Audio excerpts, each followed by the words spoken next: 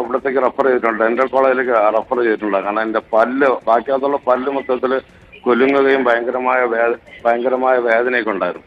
വളരെ വളരെ ക്രൂരമായിട്ടാണ് തോന്നിയിരുന്നോ വിനോദിന്?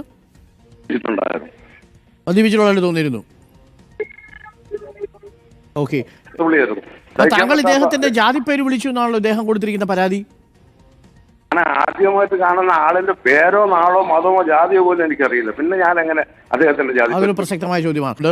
അങ്ങനെ ഒരാളെ ഇടിച്ചിട്ട് പോകാൻ പറ്റത്തില്ലല്ലോ. അതെന്ത് പോലീസാണ് ഈ പോലീസ്? ഇടിയും പോലീസും. അങ്ങനെ ഒരാളെങ്ങനെ എങ്ങനെയാണ് വിജിലൻസിന്റെ തലപ്പത്ത് തുടരുക? ഒരാളെ ഇടിച്ചൊക്കെ ഇടുക, അബോധാവസ്ഥയിലാക്കി മാറ്റുക. ഇപ്പോൾ ഇടിയൻ പരമു എന്നൊക്കെ പേരുള്ള വലിയ പോലീസുകാരുണ്ട് അല്ലേ? അതേപോലുള്ള പോലീസുകാരനായിട്ടാണ്. പോലീസും കാലവും ഒക്കെ മാറി വിജിലൻസിന്റെ CA ആണത്രേ. ഇയാൾക്ക് എന്താണ് ഈ വീട്ടിൽ കാര്യം? ഈ ഇടിക്കേണ്ട ആവശ്യം എന്താണ് അല്ലേ? ഒന്ന് ആലോചിച്ച് നോക്കി. ഒരു പൗരന്റെ മുഖത്ത് ഇടിച്ച് അവിടെ കവിളലിൽ പൊട്ടിച്ച് കഴിഞ്ഞപ്പോൾ സമാധാനമായല്ലോ. എന്തായാലും കേസായിട്ടുണ്ട് എന്നുള്ള കാര്യം വിനയപൂർവ്വം അങ്ങേ അറിയിക്കുന്നു.